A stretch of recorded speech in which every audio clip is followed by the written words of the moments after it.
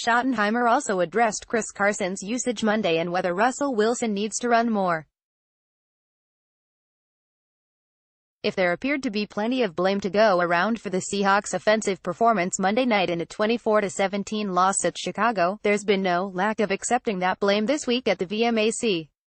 A day after Coach Pete Carroll said he was at fault for the strange third quarter, when Seattle threw a pass on all 6 plays and gained just 1 yard, saying he had gotten impatient and wanted offensive coordinator Brian Schottenheimer to take a few shots downfield, Schottenheimer said Thursday to instead point the finger squarely at him. "I need to do a better job, I'll be the first to say that," said Schottenheimer, who is in his first year with the Seahawks after replacing the fired Darrell Bevell. "It's just one of those things where you get a lot of thoughts and advice as a play caller, not just from Pete but from everybody until it's 3rd and 22 and you are backed up on your 1-yard line and you are like, hey guys, what do you like? Hello, but again, some of it is me learning Pete a little bit. And, hey look, I get paid to call the plays, I need to do a better job.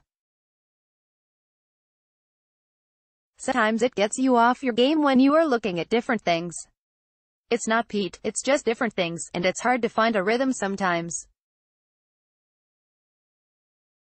But I need to be better, and I will be." The Seahawks enter Sunday's home opener against Dallas ranked 27th in total offense, 291 yards per game, and 29th in rushing offense, 69, after an off-season spent not only talking about reviving the running game, but also drafting running back Rashad Penny in the first round in an attempt to make it happen. Schottenheimer reviewed the first 2 weeks and said, "If you look at week 1, I got away from the running game a little bit too fast, when Seattle had just 16 rushing attempts and 14 by the tailbacks. This week, having only 6 plays in the third quarter, again that was just one of those deals where not converting third downs made it hard to get more runs. The cool thing that I said to the guys is this: we know what the issues are. So when you know what the issues are, you can address them, you can fix them, you can emphasize them. It's time of possession, it's third downs, it's sacks. If I was standing up there, or if we as a staff looking at them saying, we really don't know what the issues are, we are just struggling, that's not the case. We know what we need to clean up, we have been emphasizing that. We started last week with the red zone and we did a nice job in the red zone this week, so I think we will find our rhythm again this week.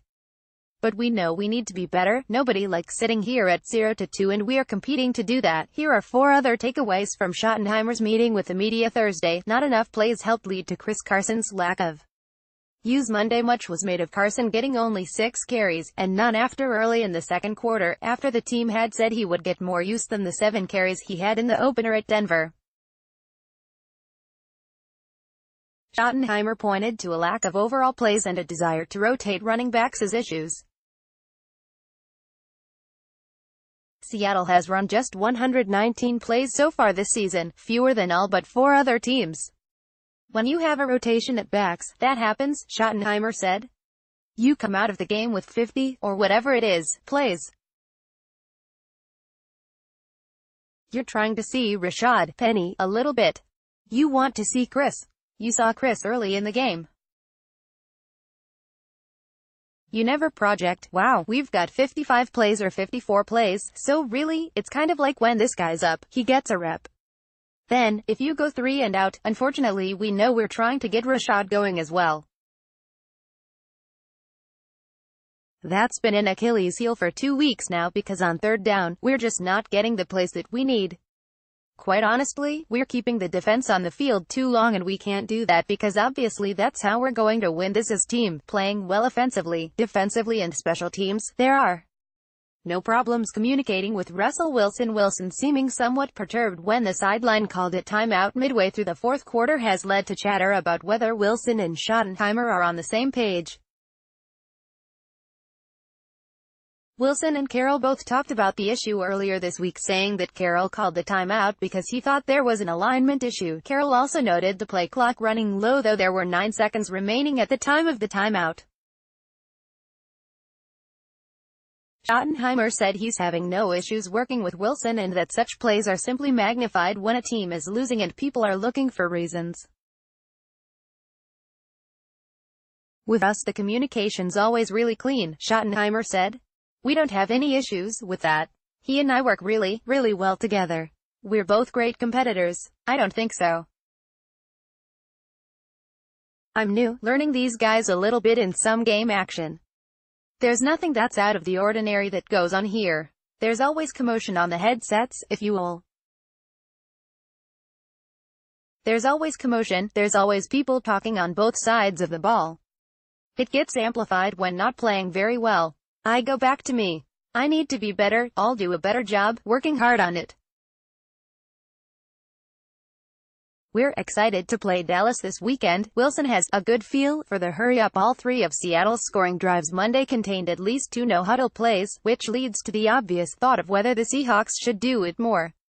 Here's what Schottenheimer said on that topic. Each situation's a little different. I think, late in the game, you're going fast, and you're kind of wearing people down. Certainly, Russell's a handful just because he can move around and make plays. Certainly, there's a point where they're playing a little bit softer too.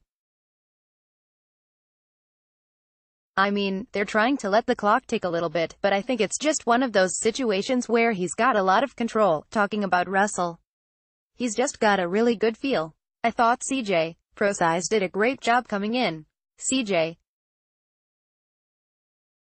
did a nice job coming in off the bench on some of the checkdowns and stuff, but sometimes they're just a rhythm.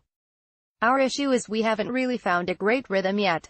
There's been a handful of drives in there, but it's early. I mean, I told the players on Wednesday, look, we're disappointed. It's Wednesday of week 3, so we're not going to panic. We're going to work, we're going to prepare, and I think they understand that that's the direction that we're going. They only want Wilson running when he has to. Wilson has always been a big part of Seattle's rushing offense, rushing for at least 489 yards and at least 5.2 per carry in each of his fully healthy seasons. In 2016, when he battled a trio of injuries, he had just 259 yards and 3.6 per attempt. So it's been worth wondering if the Seahawks need to get Wilson running more this year. He has just 22 yards and is averaging 4.4 per attempt on 5 carries in 2 games. Schottenheimer, though, said he doesn't think that's been a big issue so far in the team's offensive struggles. People know he has that capability, so they certainly are aware that he can do that, Schottenheimer said. Sometimes, it's the threat of him running that opens up. One of the runs that we had that Rashad Penny popped was something where he's kind of holding the backside defensive end, and I can't remember which one it was, but they kind of sat there and looked at him and the ball was able to cut back behind it. I think the fact that people know that he can do that sometimes helps, and of course, we only want him to run when he has to. Seahawks offensive coordinator Brian Schottenheimer says he has to do a better job calling plays.